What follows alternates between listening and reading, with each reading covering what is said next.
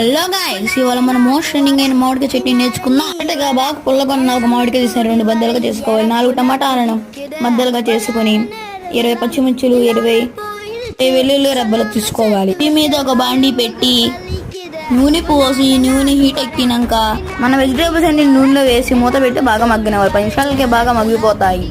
ఒక 5 నిమిషాలు పక్కన పెట్టినట్లయితే చల్లారతాయి. చల్లారిన వాటి అన్నిటిని తోలు తీసి వేయాలి. చల్లారకుండా తీసినట్లయితే మీ తోలు ఊడిపోతుంది. వాటి మీద కొంచెం కొత్తిమీర, తగినంత సాల్ట్ వేసుకుని బాగా మిక్సీ పెట్టుకోవాలి. ఈ చట్నీ తాలింపు వేస్తే బాగుంటుంది.